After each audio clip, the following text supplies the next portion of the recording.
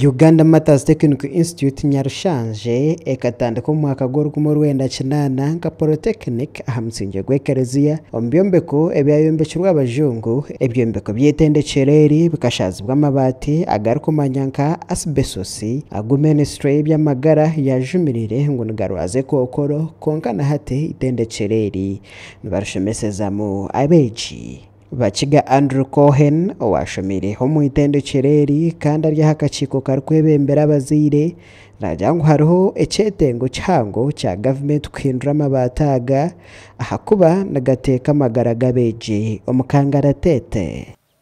necho musha mulungi ngi ha board of governors has OB konka challenge yitwina ry'irishomero Ministry of Health ekachena amabati ga asbestos haziri ishomero lichashakaribwe ebizimbe bimwe amabati ga asbestos and according to Minister of Health ninga shabashomire edia health bajango gomabati garaleta lung cancer. Donat Muramyi omwe mukuru w'itendekyereri erya Uganda Matters Technical Institute Nyarushanje nagira ngu akahandika amabaruha ahashongeji yagatwara mu bushoborozi bamuhunama Kaina ichiraha kamanyisa Chief Administrative Officer wa Rukungiri nawe yahandikira Permanent Secretary Minister of Finance and Planning and Economic Development to requesting a funding ngachwa shabe sente zo replacing those iron sheets. A corporate minister as a responsible minister in charge of this institute.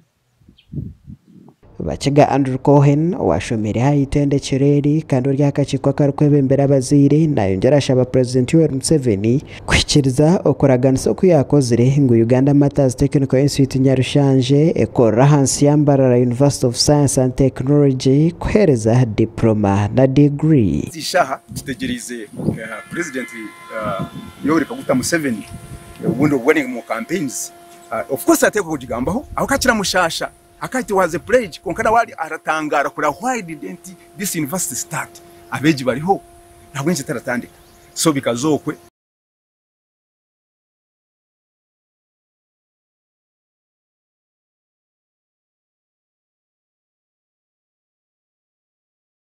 tendekyereri nagira ngu itendekyero ryinabeegi bake ahabo kubateriyene mashomo ga diploma hotireho na degree abana ni bachatiya bweshonga kuja mutaro courses izi government yaragarize tarazirije abukuba bararuga kunuya baraza kwegira handi baraza kuronda za diploma na za degree ngabo bireba hatwineho diploma hatwineho degree abana bitu bakaho yogira certificate